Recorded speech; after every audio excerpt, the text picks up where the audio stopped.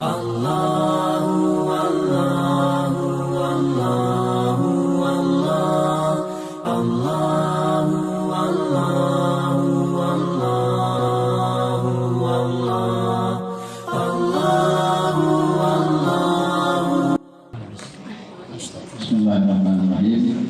Jemaah sekalian yang dirahmati Allah, malam hari ini kita lewatkan satu malam kajian karena kita berada di momen sejarah yang penting di dalam Islam, sejarah hijrah Nabi kita Muhammad Sallallahu Alaihi Wasallam. Jemaah sekalian, ini menjadi bahagian sejarah yang sangat penting untuk diperingati, karena dengan hijrahnya Rasulullah itu segalanya menjadi maju dan berkembang. Seakan sejarah indahnya Islam itu terukir setelah hijrahnya Rasulullah SAW. Karena bagaimanapun sebelum Rasulullah hijrah segalanya sulit. Kita ini termasuk yang enak, yang menerima yang enak. Rasulullah hidup 13 tahun di kota Mekah, bukan main penderitaannya. Dan bukan cuma Nabi yang mengalami, tapi juga sahabat-sahabat yang beriman kepadanya. Betapa luar biasa tekanan, lalu cerita cacian makian dengan yang kita lihat ada sekarang terlalu kecil, tidak sebanding dengan yang dirasakan dulu. Bahkan orang bicara tentang boikot, embargo. Rasulullah boikot pernah diembargo 2 tahun, begitu sulit untuk cerita makannya. Sudah dilalui Nabi, dan puncaknya adalah saat Rasulullah dibunuh. Itulah kemudian turun perintah hijrah kepada Nabi Sallallahu Alaihi Wasallam. Memang jemaah sekalian, ketika Islam awal berkembang, saat itu memang tidak ada kalender di tanah Arab. Yang punya kalender itu adalah kaum Nasrani, ada orang Yahudi, ada orang Hindu, ada orang Cina juga punya. Tapi kalendernya orang bangsa Arab pada saat itu tidak ada. Jadi kalau mereka mengukur sesuatu itu diukur berdasarkan kejadian. Macam Nabi lahir tahun gajah, karena pada saat itu ada serangan dari Yaman oleh Raja Abraham hendak menghancurkan Ka'bah. Lalu kemudian disilakan tahun gajah. Lalu kemudian kalau ada peristiwa apa lagi, misalnya banjir bandang yang besar, Amul Faidan, tahun banjir, dan seterusnya. Jadi selalu peristiwa-peristiwa kejadian itulah yang dijadikan dasar untuk menghitung sesuatu. Tanggalan istilahnya ya, bukan tanggalan 1, 2, 3 bulan ini bulan itu, hanya sebatas itu saja. Kemudian peristiwa ini berlanjut bahkan sampai Rasulullah SAW wafat. Nabi wafat masih belum juga dibicarakan ini masalah tanggalan. Sayyidina Umar, Sayyidina Abu Bakar Siddiq saat itu yang menjadi khalifah pertama sibuk mengurus masalah pemerintahan, karena beliau pada saat itu berhadapan bagaimana menata pemerintahan setelah wafatnya Rasulullah, tambah harus mengembangkan Islam mana-mana. Tambah lagi ada tukang ngaco. Jadi yang dari dulu tukang bikin rusak dari dalam itu ada. Ada orang-orang yang tidak mau bayar zakat. Akhirnya kemudian Sayyidina Abu Bakar memutuskan perangi mereka. Walaupun yang lain pada saat itu ada yang keberatan karena merasa dia itu masih Muslim, dia Islam, tapi dia tidak bayar zakat, jangan diperangi. Kata Sayyidina Abu Bakar, siapa yang pisahkan antara salat dan zakat, perangi. Belakangan setelah ternyata pendapat Abu Bakar yang benar, karena terlalu sibuk dengan itu, akhirnya mungkin tidak sempat. Apalagi masa pemerintahan Sayyidina Abu Bakar waktu itu singkat, cuma 2 tahun sekian bulan. Naiklah Sayyidina Umar jadi khalifah. Di masa beliau itulah kemudian mendapatkan satu Sayyidina Umar, ada beberapa versi di sini. Dan mengatakan beliau mendapatkan surat dari Basrah. Gubernur Basrah itu Abu Hasan Ali Al-Ash'ari, sahabat Nabi. Waktu kirim surat Sayyidina Umar, ditengok sama Sayyidina Umar, tulisannya begini: telah sampai kepadaku suratmu yang tidak bertanggal. Suratmu yang tidak bertanggal. Nah, kalimat tidak bertanggal ini menyentuh Sayyidina Abu Bakar, Sayyidina Umar bin Khattab. Waduh, Iya ya, kita ini nggak ada tanggalan waktu kirim surat, main kirim saja. Akhirnya dalam riwayat yang lain, Sayyidina Umar menerima utusan dari luar. Waktu itu mereka bawa surat. Surat mereka itu ada tanggalannya. Jadi Umar berpikir, ini kok mereka ada tanggalan, kita pun nggak ada. Maka dikumpullah para sahabat Nabi. Mari kita sepakat untuk membuat kalender sendiri, tanggalan Islam sendiri. Terjadi perbedaan pendapat dari mana memulai. Ada yang bilang dari tahun gajah saja, dari kelahirannya Nabi. Ada yang mengatakan sudah mulai dari Rasulullah ketika Rasulullah wafat. Ada yang bilang ketika Quran diturunkan pertama kali. Macam-macam pendapat. Akhirnya kemudian sampai pada satu kesepakatan, dimulailah sejak hijrahnya Rasulullah SAW. Walaupun sebenarnya jamaah sekalian, hijrahnya Nabi bukan pas di bulan Muharram. Kalau hitung-hitung yang benar dalam sejarah, Rasulullah hijrah itu di penghujung bulan Safar. Pada bulan Safar, Muharram, Safar, Rabiul Awal. Di penghujung bulan Safar Rasulullah hijrah, tiba di Madinah pada bulan Rabiul Awal. Beberapa hari itu perjalanan, karena sempat di dua tur selama 3 hari, 3 malam. Kemudian jamaah sekalian, kenapa diambil kok Muharram? Muharram ini jadi sebagai, padahal hijrahnya Nabi kan di akhir Safar. Mari diingat bahwasanya ketika Rasulullah masih di Madinah, ada terakhir itu ada sekitar 75 orang yang datang dari Madinah. Waktu Rasulullah masih di Makkah, 75 orang dari Madinah datang berbaiat kepada Nabi Sallallahu Alaihi Wasallam akan membela Rasulullah SAW sepenuhnya. 75 orang itu berbaiat sehingga ada istilah namanya baiatul aqabah. Nah, jamaah sekalian, jadi keinginan untuk hijrah itu sudah bulat, sudah kuat. Cuma Rasul tidak mau melangkah kecuali ada wahyu dari langit tadi. Makanya dari bulan Muharram itu memang semangat untuk kepingin hijrah ada. Makanya pada saat Rasulullah hijrah, Abu Bakar As-Siddiq itu sudah mempersiapkan 2 onta untuk mau dipakai hijrah. Jadi Abu Bakar juga rupanya sudah menangkap ini sinyal ini akan hijrah. Semangat itu sudah ada. Apalagi nanti yang 75 orang dan yang sebelumnya ada yang sudah berbaiat dari Madinah kepada Nabi Sallallahu Alaihi Wasallam.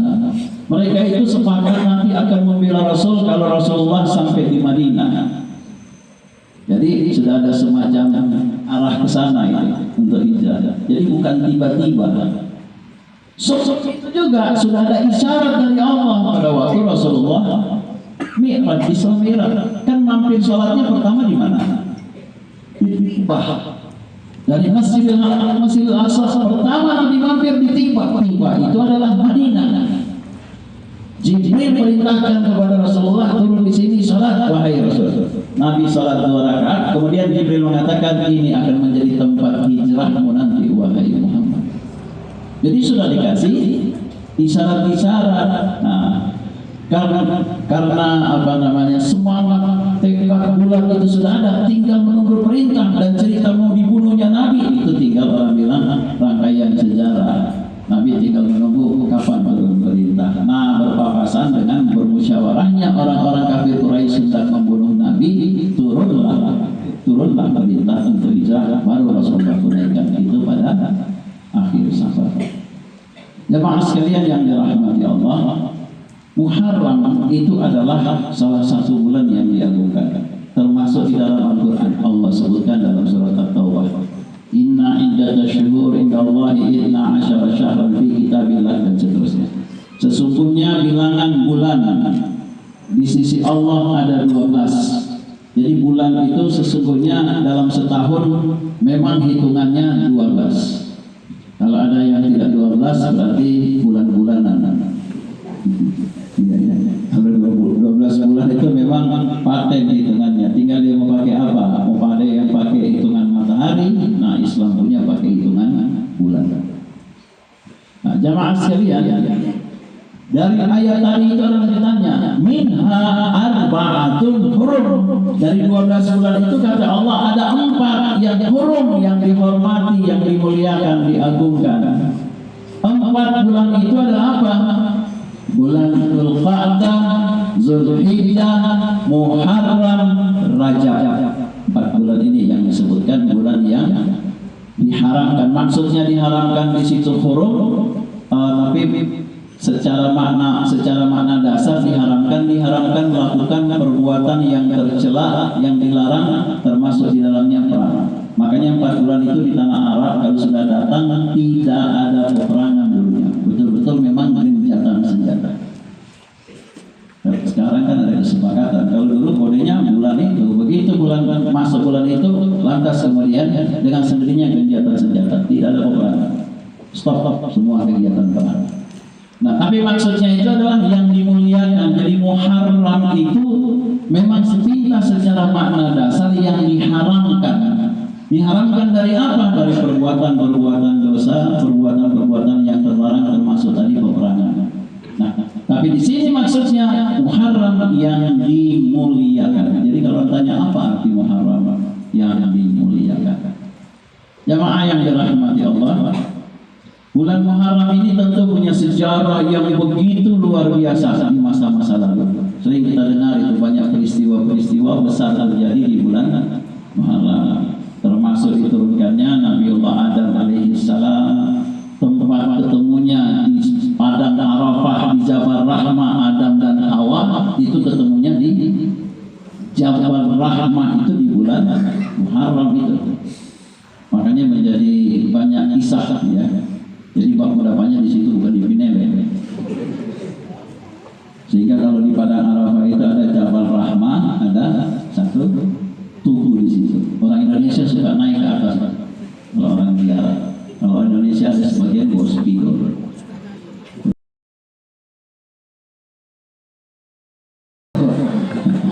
Istri maksudnya bagus supaya aku sepanjang hayat. Kalau habis ditulis kumbaku ambil sama juga. Jadi insya Allah kalau yang berangkat sudah jam bawa spidol. Sampai apa? Doa, bukan mau tulis. Ya. Teman sekalian yang dirahmati Allah, begitu juga kisah-kisah Nabi Idris diangkat, Nabi Nuh setelah 4 bulan. Jadi bumi kita ini dulu tenggelam pada masa Nabi Nuh, waktu terjadi banjir yang luar biasa. 4 bulan bumi ini tenggelam.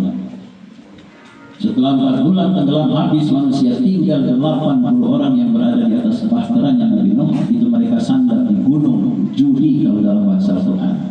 Tapi ada yang bilang gunung Judi. Ini gunung Judi ini ahli sejarah berbeda pendapat. Ada yang mengatakan di sini. Salah satunya ada yang bilang di Turki. Kemudian begitu seterusnya Nabiullah Ibrahim diselamatkan Allah dari bakaran. Pembakaran itu api oleh Raja Namrud. Setelah 40 hari Nabi Ibrahim di api, itu juga terjadinya pada Muharram. Dan seterusnya Nabiullah Musa diselamatkan dari kejaran Fir'aun, sampai juga Nabi kita melaksanakan tekad hijrah tadi pada bulan Muharram. Jadi bulan Muharram itu tekad bulan hijrahnya Rasul Sallallahu Alaihi Wasallam diwujudkan, turun perintah hijrah ketika Rasulullah akan dibunuh, dan itu pada akhir bulan Safar. Nah, jamaah sekalian yang dirahmati Allah, kita tidak akan bicara bagaimana Rasulullah hijrah. Sudah sering kita dengar itu. Proses perjalanan hijrah Nabi memang luar biasa, penuh dengan pengorbanan, penuh dengan cerita yang begitu sangat luar biasa. Tapi yang perlu kita ambil di sini beberapa hikmah, bahwa dengan hijrah itulah awal kehidupan kemudian yang mulai. Islam mulai kelihatan punya harga diri, punya kekuatan, punya kebebasan itu setelah melakukan hijrah. Karena dengan hijrah itulah dibedah antara hak dan yang batil. Kalau masih di Mekah sulit, karena tadi penuh dengan tekanan.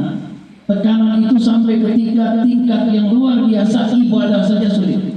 Mau ibadah pun sulit. Makanya sampai kita sholat 5 waktu itu kan beda bacaannya. Dohor asar disuruh pelan, Subuh, maghrib, isya keraskan. Kan ada sejarahnya. Orang Islam kalau sholat bareng suka diganggu sama orang kafir Quraisy. Sampai kemudian turun perintah Allah, ada yang dikeraskan, ada yang dipelankan. Nabi ambil keputusan subuh keras. Kenapa? Orang kafir sedang tidur. Dhuhr pelankan. Kenapa? Karena mereka beraktivitas. Nanti kalau mereka kumpul di tempat kumpul umat Islam saat itu namanya Darul Arqam, kalau mereka sholat di situ, akhirnya nanti kedengaran. Kan kalau kata Bismillahirrahmanirrahim, alhamdulillahirabbil alamin, begitu waladhdallin, amin, yang di luar tidak dengar. Dulu belum ada ruangan kedap suara. Kedengaran, umat Islam lagi salat, diganggu. Asar begitu juga, orang masih aktif. Maghrib orang pulang rumah. Dulu kan belum ada mall. PLN aja tidak ada ceritanya, orang paling pakai lampu kayak obor. Isya beristirahat mereka. Nah, apalagi mencari di mana jualan kuning tidak ada. Nah, kemudian jamaah sekalian beda dengan sekarang, apalagi Jakarta, adanya memang 24 jam. Sedang di sini saja supermarket, minimarket bangun tengah malam, mau cari Indomaret 24 jam ada, mau cari Alfamart 24 jam ada, warung pinggir jalan 24 jam ada, nasi kuning 24 jam. Memang luar biasa. Mau pergi di pasar saja malam ada enggak? Ada. Oh, ibu-ibu. Bapak kalah dari suara. Ibu-ibu lebih tahu. Jadi jamaah sekalian, kalau dulu memang kalau malam betul-betul malam. Diambil kesimpulan. Dhuhr, asar enggak usah dikeraskan. Subuh, maghrib, isya itu tetap dikeraskan. Sehingga dhuhr sama asar itu disuruh pelankan. Andaikan ada orang sholat dhuhr dia keraskan, rusak nggak sembahyangnya? Tidak, pahalanya berkurang, makruh hukumnya. Ya, begitu juga maghrib, isya, subuh, kalau dia sampai tidak ada suara imam memimpin sholat, makruhnya tidak batal. Ini coba merubah, keraskan dengan pelankan. Jadi itulah situasinya sampai ketika Rasulullah hijrah, semuanya kemudian berubah. Nah, jamaah yang dirahmati Allah, di mana-mana saya mengingatkan ini tentang peran masjid. Di mana-mana ini saya ingatkan kepada jamaah bahwa Rasulullah SAW tiba di kota Madinah yang Rasulullah canangkan pertama kali adalah masjid, bukan yang lain-lain. Masjid dulu yang utama. Masjid ini nanti dengan dua maksud. Bahwasanya itu yang pertama dibangun sama Nabi. Bahkan tiba di tempat di Masjid Madinah setelah bangun Masjid Kuba yang pertama, kemudian Nabi tiba di Madinah menetapkan di sini kita akan bangun masjid di sana yang kosong. Jamaah sekalian, ternyata dalam hidup ini seandainya kita betul-betul ingin bangkit, ingin merubah, ingin hijrah, maka diri ini sedapat mungkin pertama hubungan dengan Allah itu yang kita utamakan. Masjid menjadi simbol hubungan dengan Allah. Kalau baik, insya Allah ini berubah. Cuma orang ini kadang-kadang kan maunya pakainya pakai akal. Padahal yang ngatur semua ini bukan akal. Orang banyak pakai apa? Pakai sandaran, teman, sahabat, kolega, modal, segala macam. Padahal yang ngatur hidup ini adalah Allah. Sehingga hidup ini siapa yang pandai menjalin hubungan dengan Maha Mengatur, hidupnya makin ringan. Itu yang selalu saya sampaikan. Kehidupan para wali itu beda, mulai dari waliullah sampai wali murid. Bukan waliullah, wali akhir, wali kota, wali apa, hakim, sampai dengan kan beda kelasnya. Kalau namanya waliullah karena dekatnya dengan Allah, semuanya kan jadi mudah. Hubungan dengan Allah itu kalau masalah ada kesulitan di dalam hidup. Persoalannya sulit karena kita berjarak ya Pak. Itulah sebabnya Nabi mengajarkan pertama kali itu yang dibangun kita dengan Allah. Kalau hijrah itu disimbolkan dengan masjid, maka Quran pertama kali turun itu disimbolkan dengan apa? Ayat apa pertama turun? Iqra bismi rabbikal ladzi khalaq. Bacalah dengan nama. Tuhanmu. Orang syariat mengatakan bacalah dengan nama Tuhanmu, isyarat ilmu. Artinya apa? Belajar. Karena membaca itu jalan untuk mendapatkan ilmu. Tapi orang-orang yang hakikat mereka mengatakan perintah di situ perintah ingat Allah. Iqra itu perintah ingat Allah, zikir kepada Allah. Iqra bismi rabbika, bacalah dengan nama Tuhanmu. Siapa nama Tuhanmu? Berarti suruh baca apa ya? Bukan kopi. Suruh baca.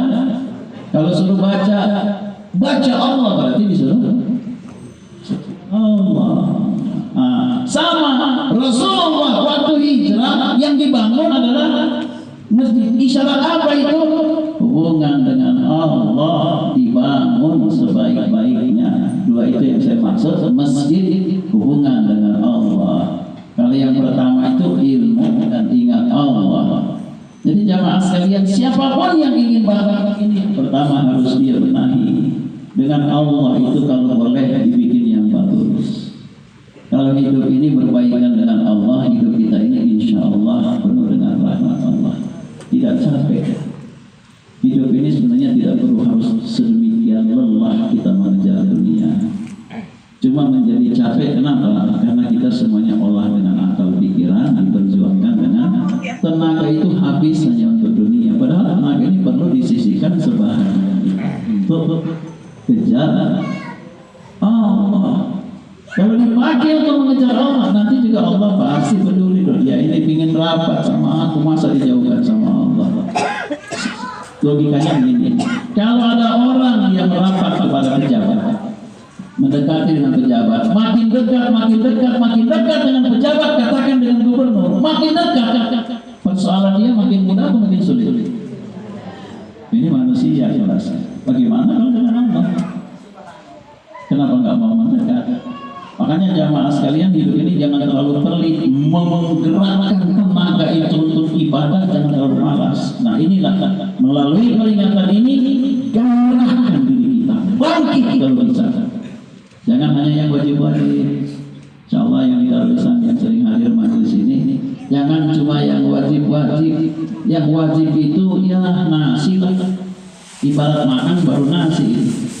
Belum ada DP. Lalu makan yang nikmat nasi atau di lauk? Kalau yang bilang di nasi ada kelainan di lidah. Nikmatnya kalau di situ ada bubara, nikmatnya ada gulai, nikmatnya ada itu. Sedangkan nikmat ada sambal saja, nasi ini jadi nikmat. Apalagi kalau lapar sekali tidak ada apa-apa, malah udah insya Allah lurus dia bikin. Ya. Menjadi nikmat karena itu. Makanya yang itu yang dipedulikan. Jemaah sekalian yang dirahmati Allah.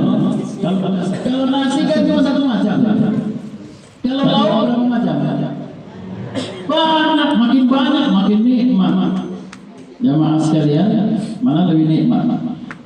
Makan nasi bungkus yang isinya hanya nasi yang satu macam, atau duduk di warung Padang. Cuma mau tanya.